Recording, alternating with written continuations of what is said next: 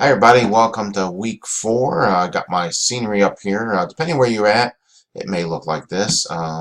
There's some places that got snow again, so it all depends. But anyway, got the scenery here. Um, Course itself, most of you doing good. Some of you having little issues in there, and we've probably talked if we've seen any of those issues.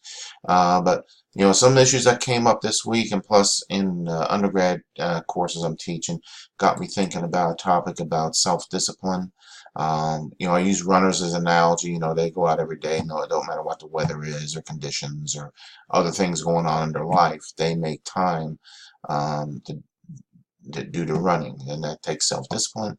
And so that's why I'm kind of talking about that this week, because it may or may not apply to you depending on your situation. We all got these little voices in our head that tells us to do things or not to do things, and so self-discipline is something that it's a trait that you have to develop. It's a skill. Um, I like this little quote about self-discipline is the only skill required to master any other skill. So if you got self-discipline and you can control, you're good at it, then there isn't anything you can't tackle. So um, it's also the number one trait that is essential to accomplishing goals. All of you, your goal is to do this MBA. As I told you before, it's a full-time job, pretty much every day a week type of situation, and that takes discipline. Um, you know, to get where you want to go. So, and this would apply to anything, anything in your life, be it job, family, other commitments you do. A lot of us have other things that we do outside of maybe school.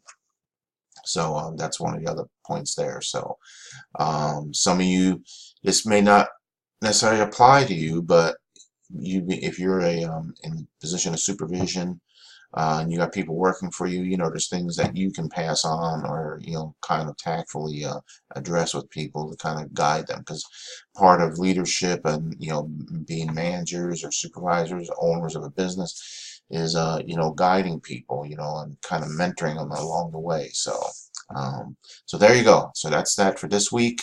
Course itself, we're into week 4, so almost down.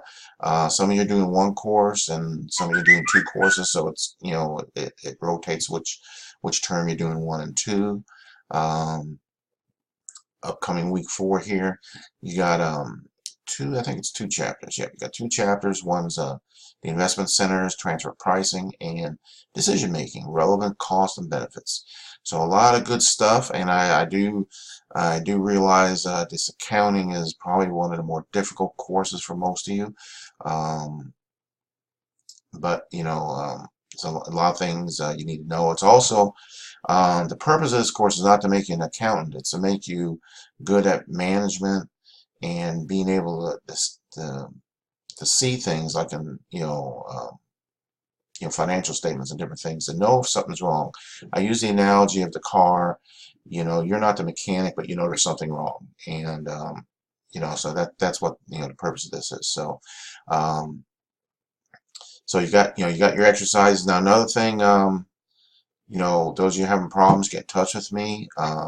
Also on the quizzes, thanks to a classmate there, Luth, he kind of contacted me and said, "Hey, did you know like some of the same questions are in and most of those questions are wrong and the answers are wrong." So sometimes technology doesn't work very well, and the test banks kind of get corrupted or something like that. So I'm doing adjustments. If you haven't already seen the email, I'm doing some adjustments on the scores and stuff on the grade on the quizzes.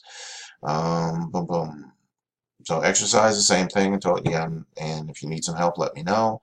And there's also the literature review that's due this week. Um, so it's basically you find your articles on a topic, and it's all right in here. So if you have any problems with it, again, get in touch. The actual instructions are in the week 1 module. So there you go. All right, so with that, I'm gonna let you go. My test question this week is this past Sunday was Easter, so church we go to had an event for kids. Just a 5-year-old and almost 1.5 now. So let us know what the event was or what you think is going on there. That will be the test question. So with that, I'll let you go. Have a great week. Get in touch if you need anything. And that's it. Take care.